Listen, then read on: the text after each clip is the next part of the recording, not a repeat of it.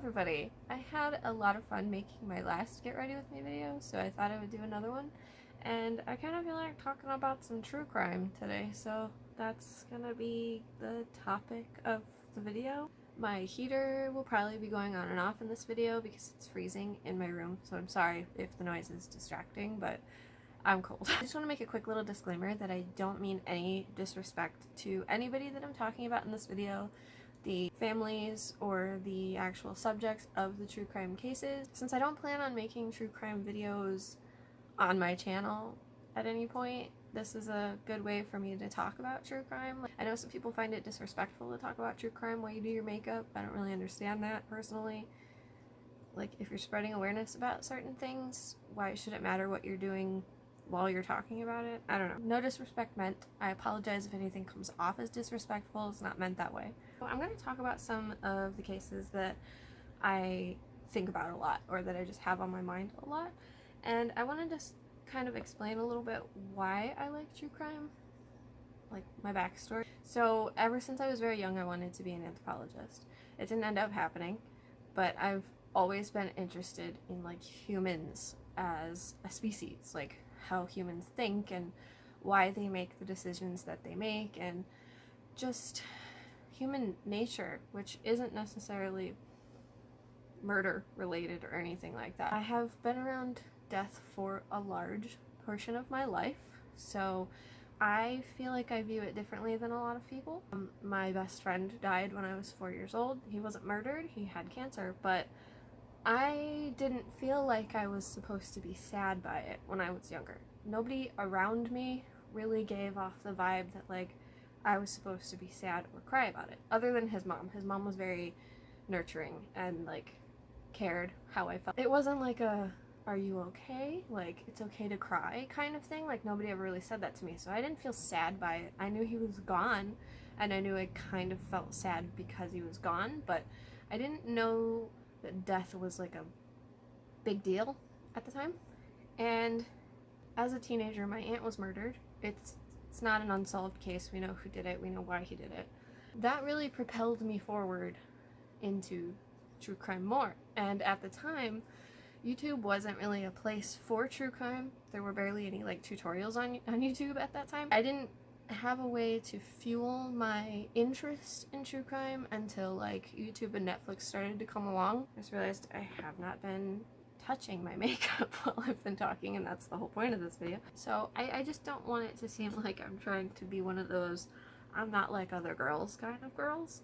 I've always been interested in murder and not murder specifically, but like true crime, that kind of stuff. People going missing and people being kidnapped, and like I was watching Unsolved Mysteries with my mom when I was like 6 years old, so I've always really been interested in that kind of stuff, and now I can have as much exposure to it as possible.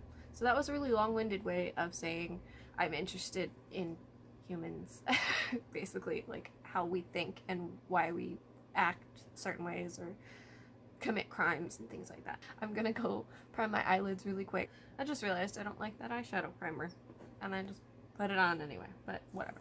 So the first case I want to talk about is a very high profile case, and I know some people get really touchy about YouTubers talking. I'm not calling myself a YouTuber, but I know when true crime YouTubers talk about higher profile cases, people get really upset, and I don't understand why, because they're unsolved too. So it's not like not talking about them is going to get a smaller case solved faster. Like, they're all being worked on at the same time, and you know, talking about any case is going to help. So I don't understand why people get upset about that kind of thing, but I'm going to talk about some smaller cases in this video as well. I want to talk about the cases I'm interested in, and some of them are higher profile. So the JonBenet Ramsey case has been one that I've been interested in for a really long time, and it kind of was one that woke me up to, how do I explain this? So it was the first time I had really been aware of someone my age dying in my life. I had only ever known people who were older than me or people who were younger than me that died. and I think I was a year younger than her when she died, so it made me like really aware of the fact that people my age could die. Like, I mean, I knew that was possible, but it was the first time I was really aware of it happening. I have always really been fascinated by her case because of that, but also just because the mystery around it is insane. Like, the fact that it's never been solved, and the fact that there are so many theories around it. Also, I've always been frustrated by the fact that, like, I like to sit and think about cases. Okay, and I have spent hours and hours and hours watching documentaries and YouTube videos and all kinds of stuff about the JonBenet case. I really have never come across a theory that fits my own like idea of what I feel like happened, and I don't want to say what I think happened because I'm not trying to like spread misinformation or anything, because there's no evidence. Like I said, it's frustrating. There's no evidence to support what I think might have happened. Things about the case that are just really off to me and have always frustrated me. So that's another reason why I've always been really interested in it. Like, they don't mention this in a lot of documentaries or even like YouTubers that I've watched haven't really mentioned this, but I was watching a documentary about it one time, and they mentioned the guest room that was across from JonBenet's bedroom that overlooked the driveway. There was a bed skirt that was tucked into the bed all the way around except for at the end, and it looked like somebody had been like, they think somebody maybe had been hiding under the bed. And it's weird to me because if it was somebody who was, you know, waiting to rob them or something, why would they wait until they're all home? You know, if they were already in the house, why wait until they're all home and like in bed to come out and like steal stuff? Why not just do it before they get home? If it was somebody who was there specifically for JonBenet, I don't understand how she ended up dead. Because if it was somebody who was fascinated by her, you know, because they knew who she was, because of the whole like pageant girl thing, why would they kill her? You know, like, if they're that fascinated with her, why would they kill her? Normally I feel like if somebody's that obsessed with another person, they're not gonna kill them right away. They're gonna take them and then like keep them at least for a while. I don't know. And also, nobody in her house heard anything, so she obviously didn't like scream. There's like a high chance that she wasn't struggling with this person, so why kill her is just what I'm confused by. And the ransom note has always been like a big deal. It's this huge thing. Like, did the mom write the note? Why would you write a note like in the house on their paper? The ransom note, I feel like, was just a distraction almost.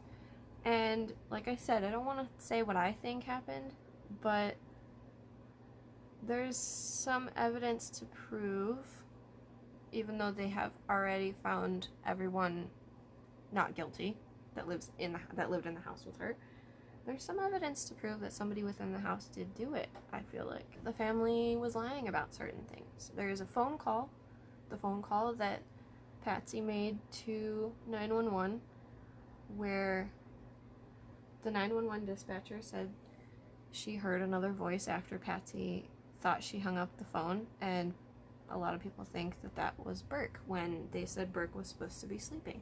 I don't know. The whole case, there's just so many inconsistencies with it, and the fact that it was treated so horribly by the police. Like, they didn't rope off the crime scene as soon as she was missing. We let John and like his friend or whatever go looking through the house to see if they could find any evidence when like the cops themselves should have been doing that. Like, I don't know. So much of the case just got really warped because the police just didn't handle it well. And that's like super common knowledge by everyone. I'm not gonna go any further because I could literally talk about this for hours, and I have. Me and my mom spend a lot of time talking about true crime, and we've spent a lot of time talking about the JonBenét case just because it's frustrating. So I'm just gonna move on. The second one I think is considered just as high profile as the JonBenét case. It's not really a similar situation, but it's a similar victim, and the fact that we don't know if there is a victim, like if she's dead or not. The Madeleine McCann case is another one of those that I spend a whole lot of time thinking about, and mostly because there's a lot of suspicious behavior going on with that case, and like in a different way than the JonBenét case. Some familiarity because it was her home, and it was her home state and her home country. But the Madeleine McCann case happened in a totally different country, in a hotel, like, so that kind of corrupts a lot of evidence that could be there. Some of what I consider to be suspicious is the fact that they brought in cadaver dogs and blood sniffing dogs. I don't remember what they're called. The cadaver dogs hit on the McCann's rented vehicle that they rented after she went missing. It hit on the trunk, and it hit on the driver's side.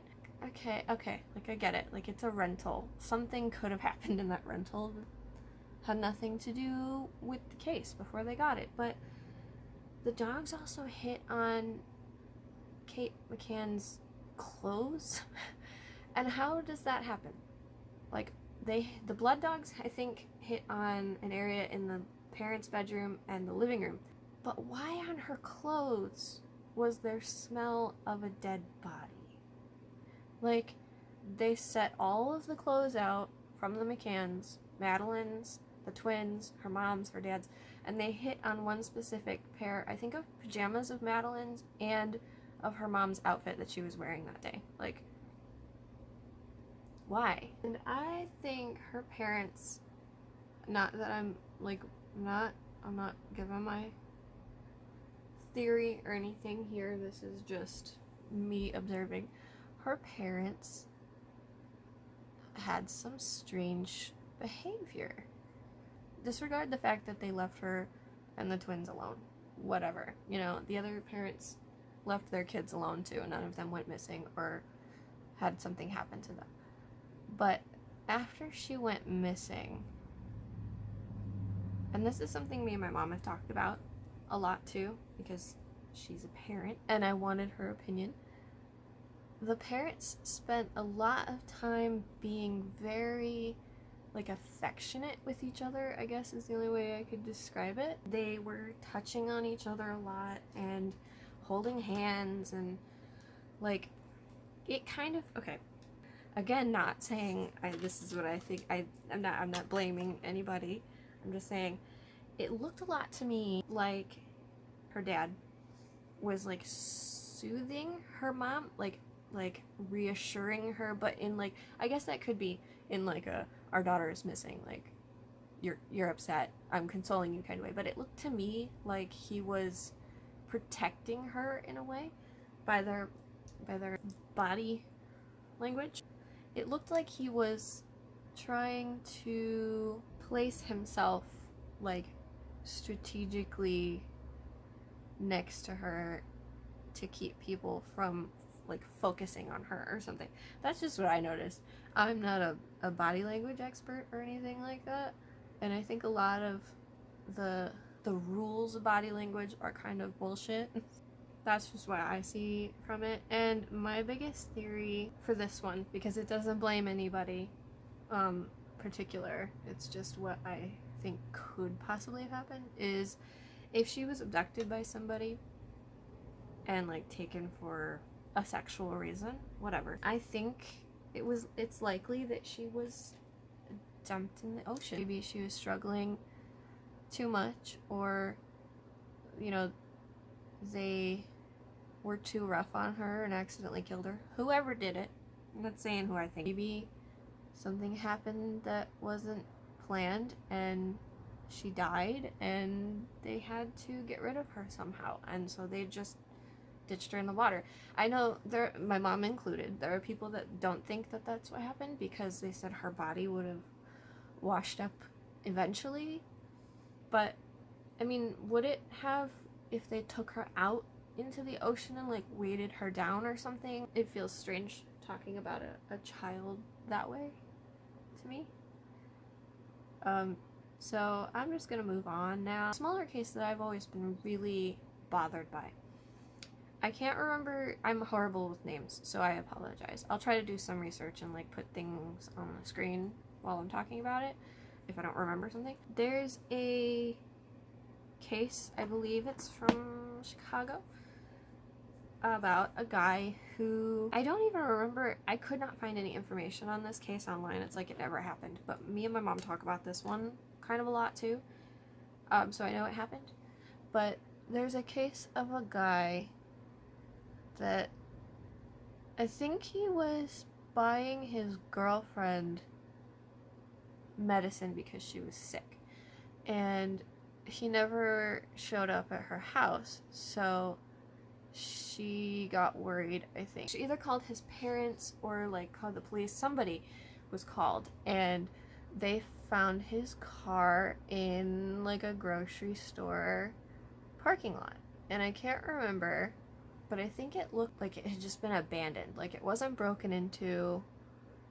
I'm pretty sure nothing was like out of place or anything. It was just he got out of his car and then maybe somebody like robbed him or something. Like it had nothing to do with the car. They ended up finding him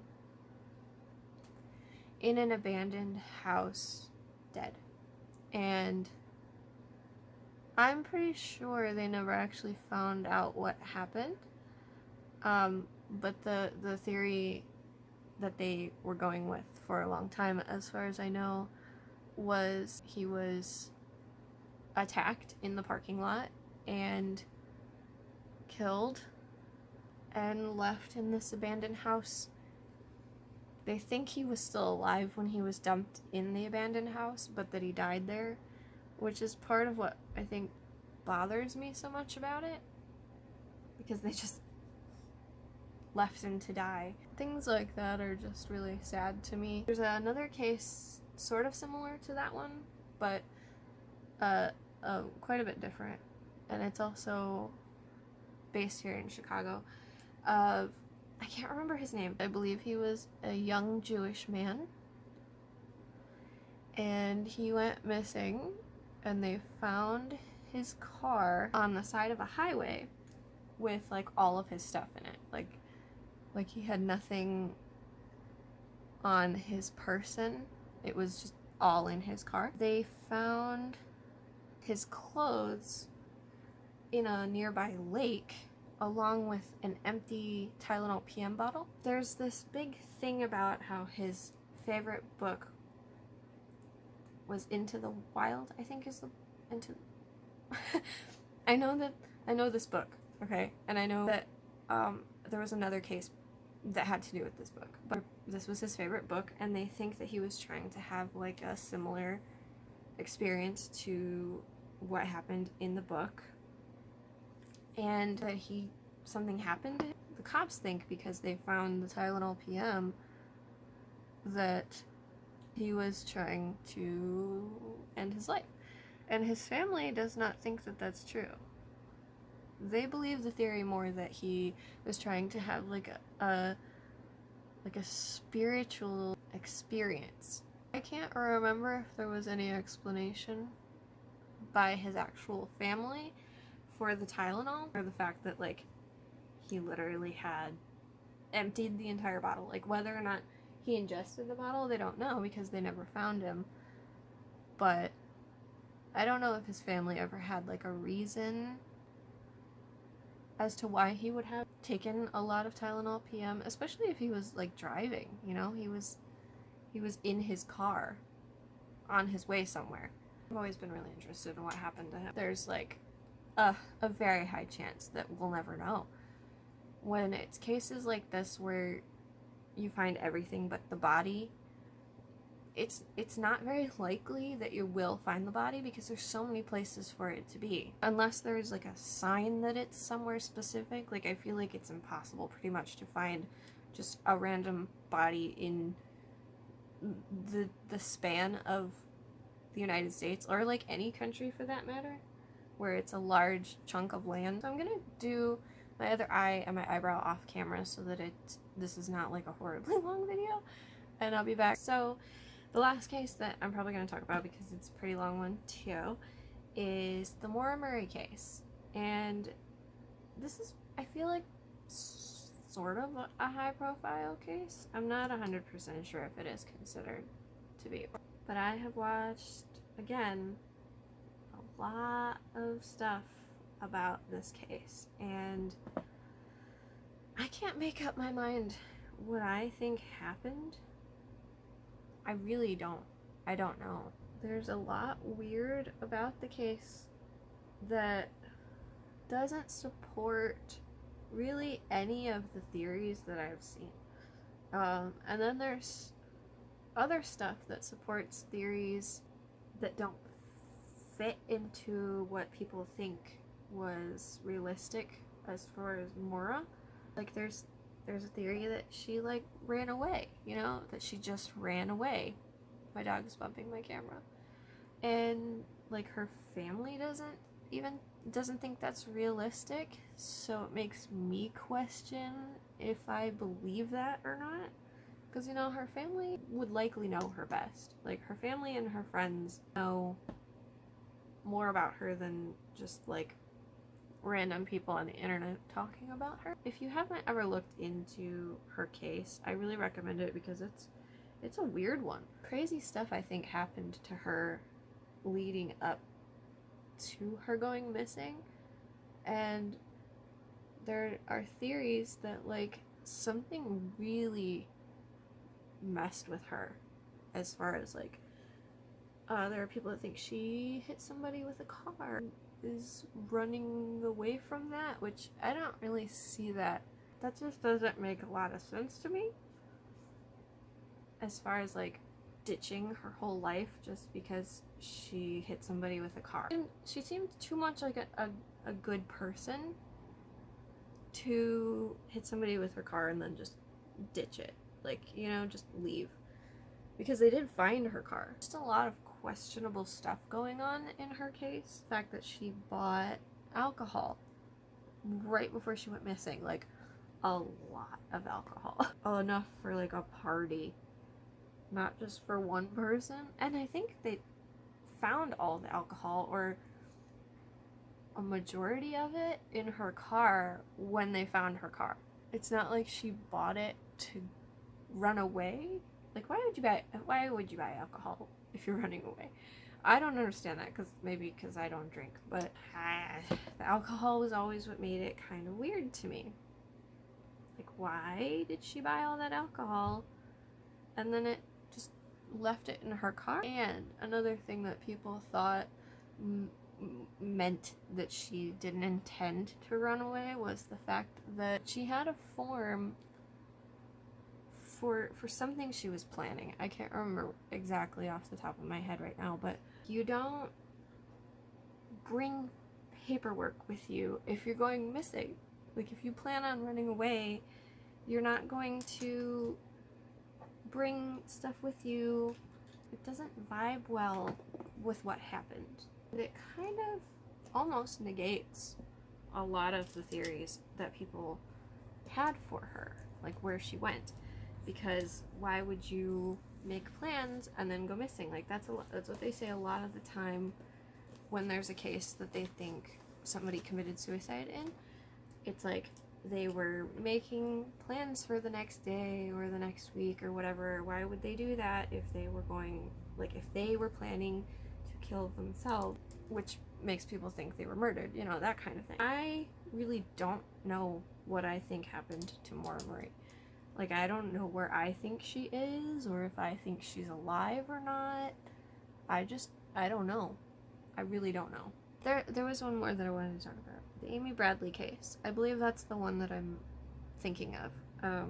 She went missing on a cruise ship. Although there are a couple I just watched, I think, is it Rebecca Coriam that also went missing on a cruise ship?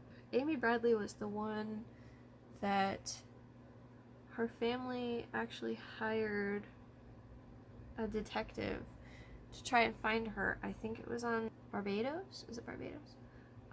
And he freaking hired an actress to dress up as her so he could get their money and be like, I have pictures of her. Like a douchebag. But yeah, that one, I've always been really curious about what happened with that one too. Just because, like, I personally want to believe that she's alive, even if she's in sex trafficking, which is awful. I want to believe that she's alive for, like, the sake of her family. I partially feel like it's likely that maybe somebody murdered her and dumped her overboard of the ship.